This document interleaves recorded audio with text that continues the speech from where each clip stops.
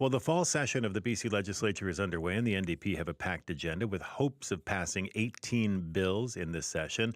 They are facing criticism, though, over their record high deficit and the ongoing strike by public service workers. And this should give the official opposition plenty of ammunition during question period. But the BC Conservatives themselves are facing some strains, including the loss of 4 sitting MLAs from the party since last year's election.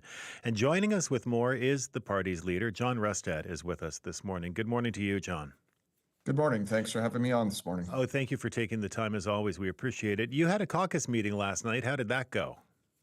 Oh, I typically don't talk about our caucus meetings.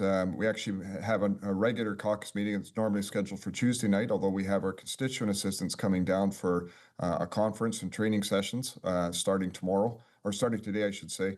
And so we decided to move our caucus meeting to Monday night as instead of the usual schedule of Tuesday night. All right. And I am reading a post on X that says you had to fend off a secret ballot on your leadership during that caucus meeting. Is that true? No, that's not true. And however, I typically do not talk about what goes on in our caucus meetings. Our caucus meetings are obviously confidential for a reason, so that we can have open and wide-ranging conversations about a variety of topics.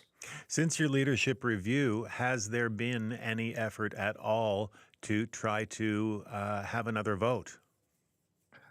So there has been some people grumbling, and of course that's normal. Like, I've been in politics now for 24 years, over just 20 years, just about 21 years now in provincial politics, and I've seen this in every caucus, where there was people who may not be happy with certain decisions or things that are being done, and they have an opportunity to express that.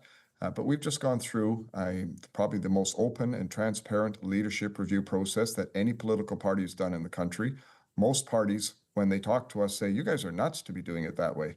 But we believe open and we believe in democracy. And so there's an open process. 71% of the members who voted decided to support my leadership and the continued vision that I have for prosperity and common sense for British Columbia. Well, 71% of members. I mean, you have 8,000 party members in British Columbia. About 1,200 of them voted. Is that right? Yeah, about 17% of the party membership actually voted. And Right. if you think about that, that can be larger than some municipal election turnouts. And certainly when you do leadership reviews and you look at leadership reviews in other parties across the country, the turnout is actually much, much lower. It's usually in the 5 to 8% range. So we had a very significant turnout, and I'm confident in the mandate that the members have given me to carry on with the leadership in the Conservative Party of British Columbia. But when you look at that 8,000 members, what you got was an 11% mandate. Well, what I got was 17% who voted, and 71% of that voted for me. If you want to play those sort of numbers, we've got a government today that has got just around 28% support of the people in the province, maybe not even that high in terms of their mandate, and yet they're governing. That's a very good point. It's no secret, obviously, that there have been tensions in your party over the last little while. I mean, since October, 2 of your MLAs have formed the One BC party, and you've got 2 former BC Conservatives who are now sitting as independents, most recently Eleanor Sturco. How confident are you in the unity of your party? We are very unified in our vision to get rid of the NDP. I mean, you think about what they're doing today in British Columbia. They're running a record deficit. They say it's 11.6. It's actually closer to 15 billion if you take out the 18 years worth of revenue that they put into the first quarter to try to make it look better than it is. Close to $5 billion is going to be paid in interest annually on our debt once we see the debt continue to rise through here. That's about 25% of our personal income taxes just to pay interest. And so, you look at all these things, you look at what's going on with this government, and this is why when I travel around the province, everybody says the same thing. Mm-hmm. We need to get these guys out of there. Well, this right, is but if you incredibly damaging. But if you want to be an effective opposition, do you not have to be united? I mean, I know that you were seen at the beginning as a big tent party, with fiscal conservatives, center-right, right-leaning voters, that sort of thing. I mean, how successful do you think you have been in keeping a cohesive party together, one that can, in a united way, oppose the NDP? When you go back and look, for example, last spring at the media comments about our performance, we did more and we're more effective as an opposition than any opposition in BC's history. We moved forward private member bills that got passed. The first time in BC's history that private member bills independently have gone through and gotten passed. We shamed the government into getting rid of the carbon tax. We shamed the government into backing down on safe supply. Although The government got rid of the carbon tax because the federal government was killing the tax, and David Eby said they would do so if the federal government did it. That's very true, but we had been pushing for 2 years to get rid of the carbon tax, and David Eby refused, said he would never get rid of it, even if he was the last province in the country. Sure. Because of how important it is, and yet he got rid of it. Yes, he got rid of it after the federal government killed the tax. You're right. But Yeah. why did the federal government kill the tax? Because we as conservatives put enough pressure on them Because that the he BC felt he had to Conservative back Party, down on it. because the BC Conservative Party killed the federal.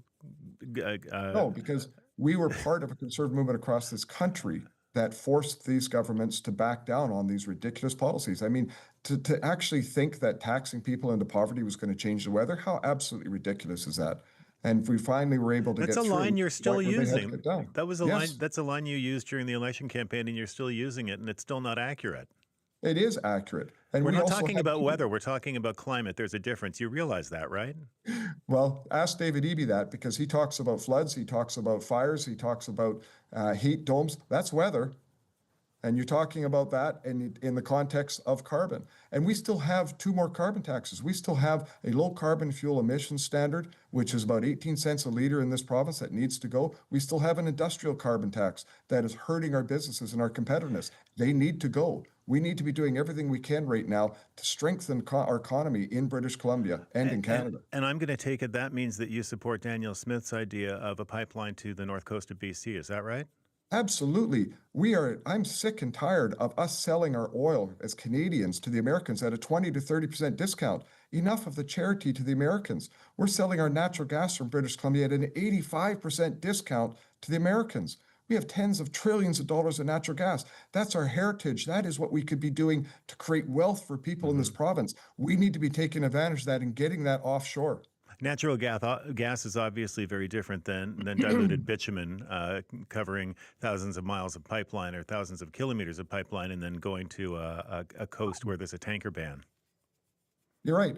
But however, excuse me, when you look at bitumen and we look at moving our oil offshore, selling it to the Americans at a 20 to 30% discount, and then they are shipping the oil out. Why are we doing this? Like, are we crazy as Canadians? We need to be taking advantage of this, not bowing to the Americans. We need to be actually standing up tough. People talk about elbows up, giving our natural gas away at 85% discount, giving our oil away at a 20 to 30% discount is not elbows up. We need actually to get those things offshore. And quite frankly, we need the revenues. When you look at the massive deficit we have, when you look at the fact that affordability is a huge problem in this province and in this country, we need to take advantage of our natural resources to be able to put prosperity as a priority for people in British Columbia.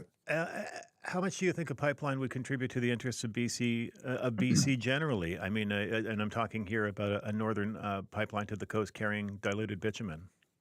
Well, there's a number of ways it can benefit people in British Columbia. Obviously, the tax revenues that go to the federal government, the transfers that come to the provinces is one way. I think, quite frankly, there's a deal to be had. I'd like to see more refining capacity in British Columbia. We only refine 40% of the fuels that we consume.